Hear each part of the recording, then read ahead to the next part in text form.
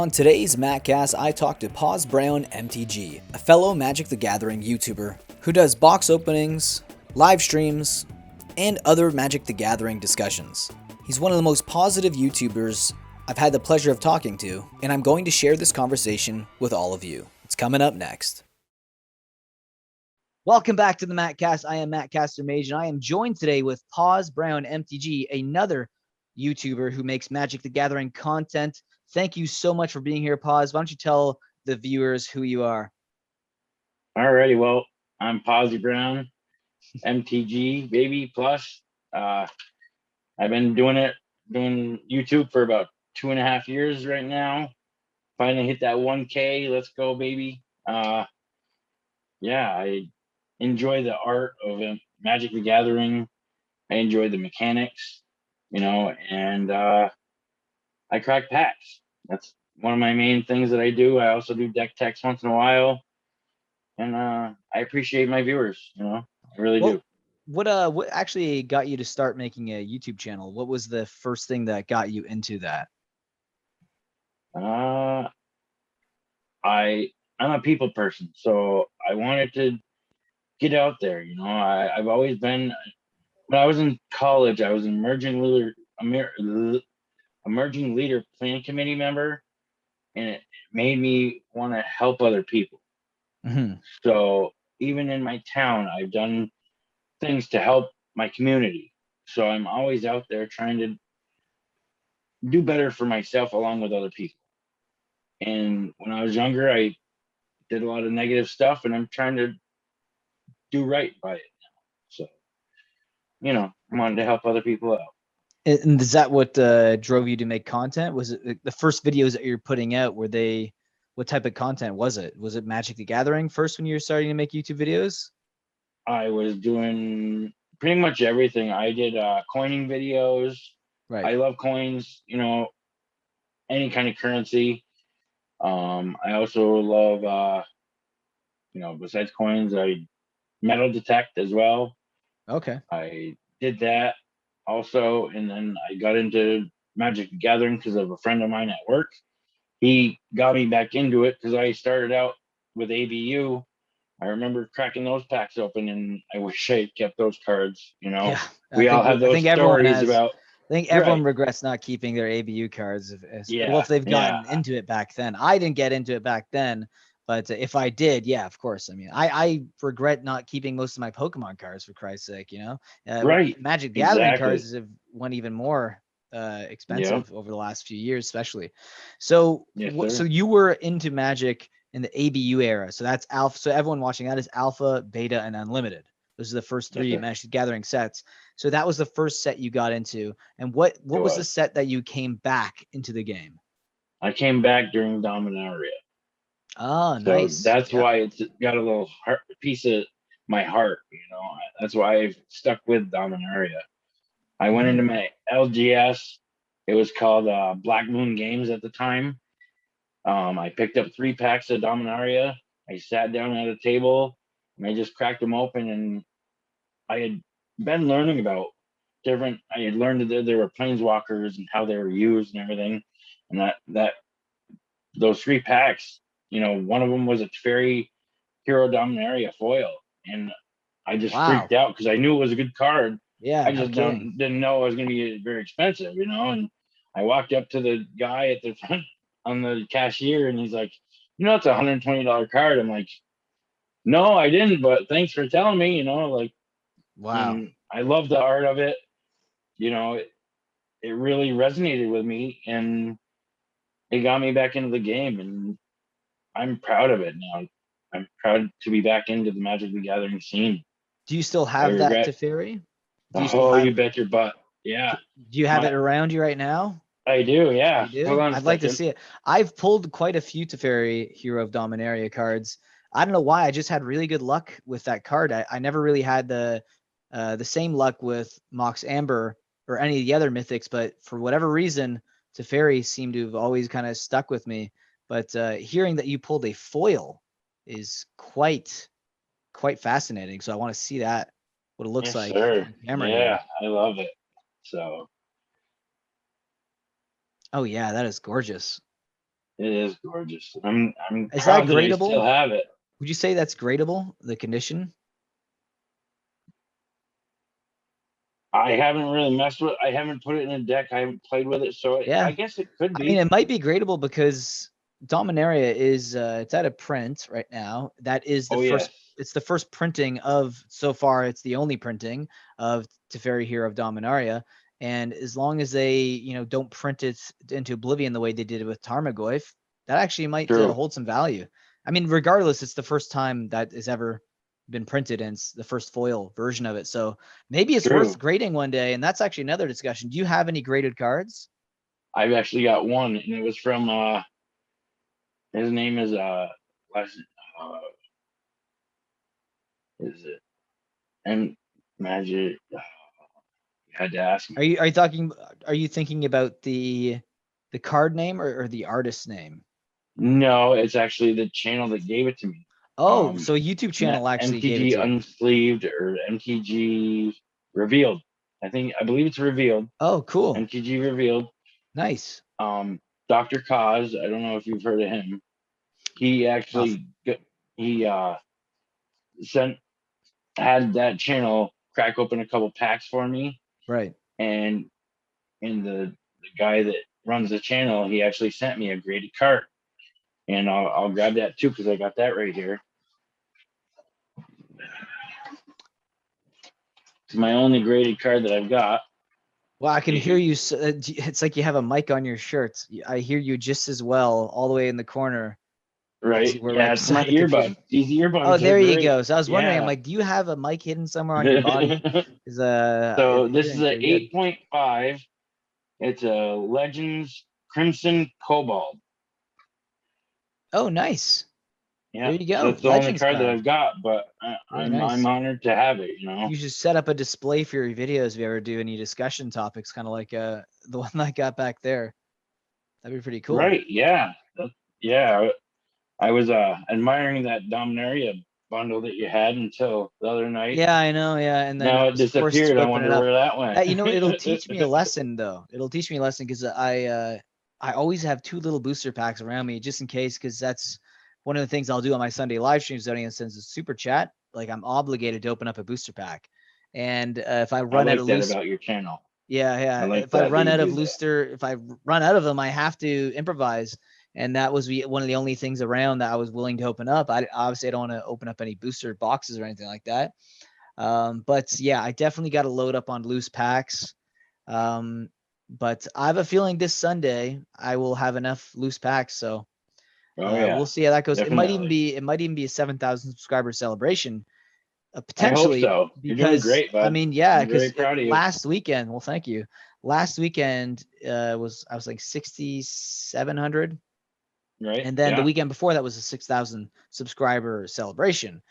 That'd be crazy if it's like all it took was 2 weeks to get that next bump to another 1,000 level. That would be incredible. But we'll see. It's something that, I'm obviously passionate about, and hopefully it shows within my content. But when it comes to other passions, what else do you like besides Magic the Gathering? What are some other things you enjoy? Obviously, my son's number one. My son is my pride and joy. Lincoln he's so intelligent for his age, and he goes, Dad, my YouTube channels that I watch got thousands upon thousands of subscribers. I'm like, bud, you have no clue what goes into making a YouTube channel. He's watching. Have you heard of Chad Wildclay? Which one? Chad Wildclay. He does skits, and he's also reviewed like samurai swords and stuff like that. And I'm like, bud, I'm in a totally different niche or different world compared to what he's doing. You know what I mean? Right. Yeah. So you can only compare to the same realm, like the same niche, right? Yeah. So it depends on. So if you're just a regular vlogger, you cover a wide variety of stuff, but you also do like reaction videos and lifestyle vlogs. Right. Like the growth is seemingly endless. But when you have a specific niche, whether it's Pokemon, Magic, especially in like collectible card game, you have to look at, well, who are the biggest YouTubers within that space and who's occupying that right now. And for us, it would be like, Alpha Investments, Tulare Community College, the Command Zone, stuff like that. So Yes, those sir. would be like the height of, like, if you were aspiring to get to any place or any plateau, those would be the limits right now. I mean, Magic could also grow a lot more if the Netflix show finally comes out. Looking at you, I would Netflix, love to what's see going that. on? Where's the show? I've been anticipating this show, I should say, for quite some time, and I think it's gonna grow the game more. I think MTG Arena actually helped grow the game, which I'm grateful for. Yes, it did. So I'm doing my part. I got my wife playing the game. I've gotten a few friends into the game. At least I've spread awareness that Magic the Gathering exists. Yes, sir. So that's really what I want. I want this game to grow because I love it so much. And if I do have kids one day, if I do have a kid, I don't right now, I'm definitely going to teach them how to play as well. That's good to hear. That's great. So if you weren't going to do Magic the Gathering content on YouTube, what type of content would you think about creating? Obviously some with coining or okay. Metal detecting. Yeah, I enjoy that stuff. Just getting out of the house and doing something outside of the house. Right when the pandemic hit, we were all boxed in. We couldn't go anywhere, and that's where I pretty much took off because everybody was watching more content. So that was helping me out, Right. But yeah, if I was to do something else, it'd do more or less something about coins, because I've got one video on my channel that is still up there till today, and I've got like 17,000 views on it or something. It's done well, even though it's my only one. But yeah, I think I'd go that route. And that's still within the collectible space. Obviously, it's a different type of collectible, but coins are, there's definitely a niche for that, and there's a lot of interest in it. I actually have a few subscribers who have silver and coin channels, so I know that there is definitely some sort of correlation there. I know they're different, but maybe just the collectible space in general, people like to keep, an eye on their valuables, and that's what I do with the market movers. Keeping track of certain cards going up. I know doing them every day is not, like, some people might not like that, but I think it's good to see the trend. Sometimes you can have like a weekly update where you say what cards have went up last week or something like that. But if you're keeping track of these prices every single day, you can see the trends before someone else does, right? If you get on it early enough, you can see the trend of a card going up every day by a certain percentage. Pick up a few copies. Watch it, retrace a bit, get back into it if it's got some real growth to it. Yeah, for me, like, this wasn't my first channel either. I've had tons of channels experimenting on YouTube, from like comedies, sketch comedy, other gaming type of content. I've had Did you used to do Twitch? Did you ever do Twitch and like live stream? No, I just Twitch myself. That's what I do. No, I've never done it. I've never done any. I've never done Twitch. No. Never twerked, never twitched. No, I've only done YouTube. My body can't handle it. Yeah, just YouTube. YouTube's my only social media platform that I use on like a daily basis. Even Facebook, I don't really go on much anymore. Instagram, I'm on just kind of feel like I have to promote my other channels. I don't mind Instagram, but it's not for me. YouTube is my bread and butter. I went to film school, so like it feels like I'm able to utilize some of these skills that I have. And you can't really do that with other art to be able to. Well, that's a good thing. My channel. Well, you got Skillshare, you got YouTube itself. Those are great tools to learn how to edit, film, anything like that. It's you can teach yourself so much. Myself. Yeah, you teach yourself so much on YouTube. Mm-hmm. So I try to evolve as much as I can, but taking care of my family and the channel, by myself, it's a lot of time. It's a heavy chore, and a lot of people might not realize that, you're taking time out of your day to enjoy your hobby. Excuse me. Mm-hmm. But, it's hectic sometimes. Yeah. Well, what do you do? What's your actual job outside of obviously YouTube as a hobby? Right. What So do my you do for 9 to work? 5 job, or 8 to 6, I work at Valvoline. It's an oil in Rutland, Vermont. So if you ever need an oil change, swing on down. So you say oil change, so it's like an auto mechanic? Yep. We are not mechanics. We are not SCA certified or anything. So when you pull in the Valvoline, you pull around back. We guide you in. We use our hands to guide you in. Mm-hmm. You pull over a pit that has a mesh gate over it. We'll run you through a quick light check. We check your fluids. We top you off. We check your tires, and we ask you what type of oil you'd like to use. And we drain the car.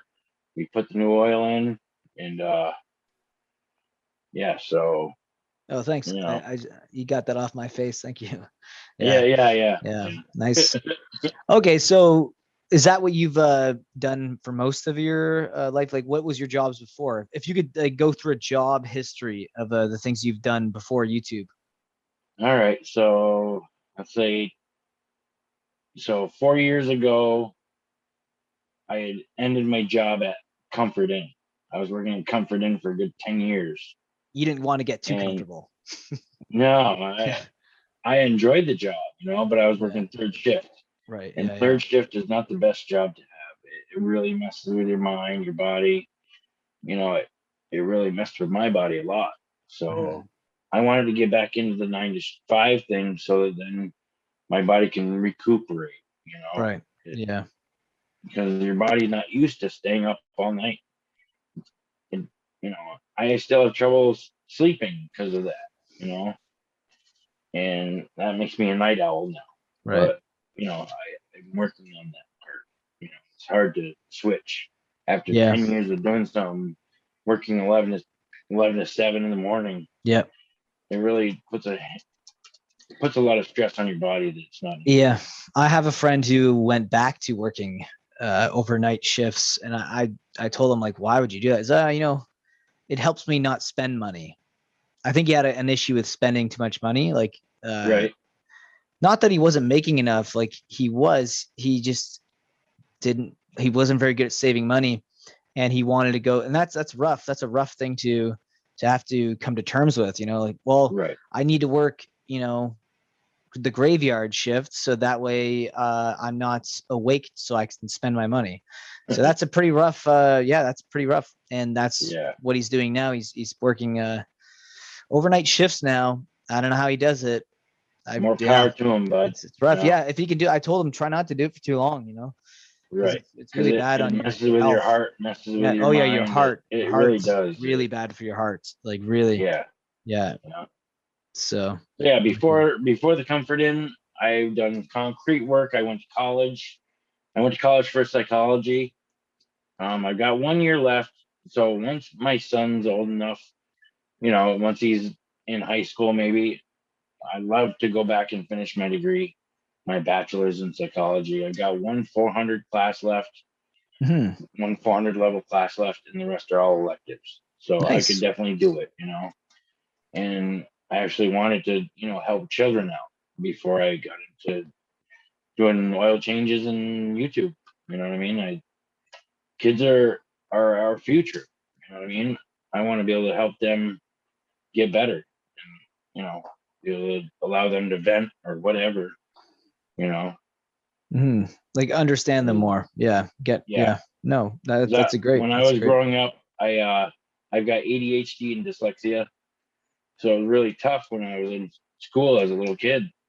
So I understand what some kids are going through because they're reading gibberish in a book. Maybe they're reading it backwards, and it's difficult. It really is, and I understand that. Yeah. So yeah, I've done concrete work. I'm a jack of all trades, master of none. Yeah. Well, you'll be a master of YouTube one day, hopefully. I hope so. I'm willing to learn. You know what I mean? Yeah. Well, hopefully you're making content for the next 5-10 years, like me. Hopefully I'm still there in 5 years. Oh yeah, we'll see.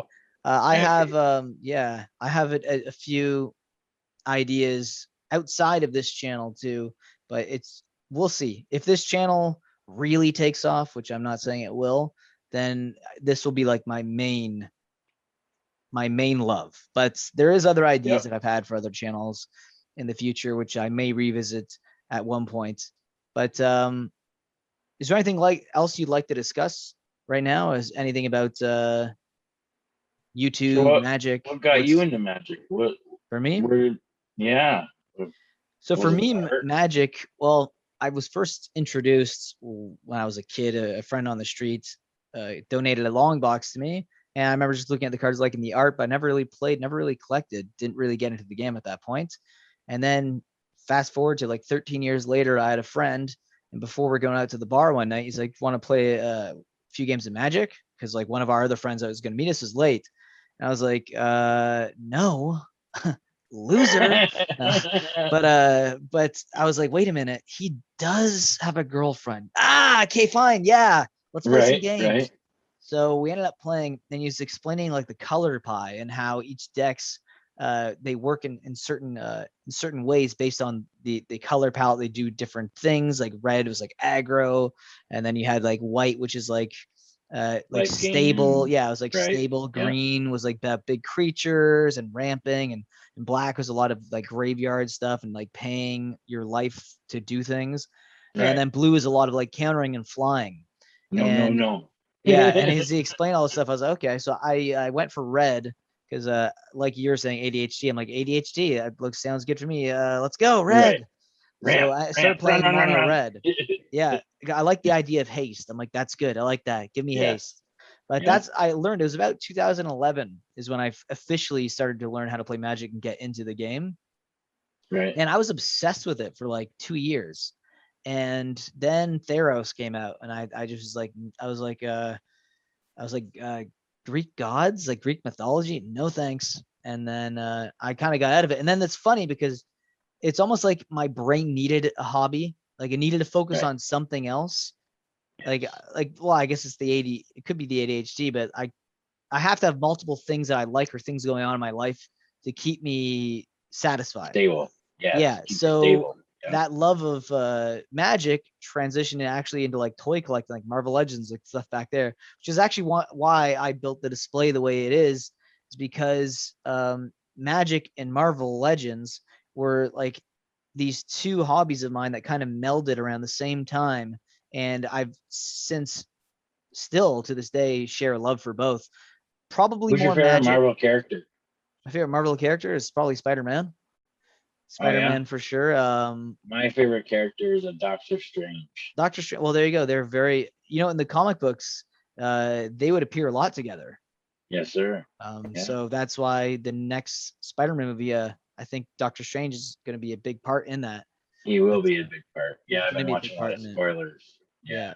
So that's how I officially got into Magic. Nice. Yeah, because you had talked about it when you had Joe on. Yeah, I talked about gaming. We discussed that. Yeah, we discussed that, Joey. But I was wondering if there was any other reasons why you got into Magic. Yeah, so Joey actually had a similar situation where his friend was into Magic, and he kind of looked at his friend like, he's kind of cool. Like, and he's into Magic. I thought it was only for like nerdy kids. Like, that was almost the exact same reaction that I had too, and I found out my friend was playing it. But I'm not going to keep you too long. I have to make dinner soon as well. I don't know if you're we're around the same time zone, I think. Oh yeah, it's 6:45 right now. There you go, 6:45. So I'm gonna let you go. Pawz. Thank you so much for coming onto the Mattcast. If you guys want, please go check out Pawz's YouTube channel. He makes great content and great box openings as well. If you enjoy Magic the Gathering, yes, thank you so much, Pawz, for dropping onto this chat with me. And it's an honor, bud. I really appreciate you. I'm very happy to have you, and thanks again for stopping. Hopefully, we can do another one. Hopefully one day we'll do another one as well. Okay, guys, I'll see you in the next Mattcast. And until then, stay positive. That's right. Stay positive.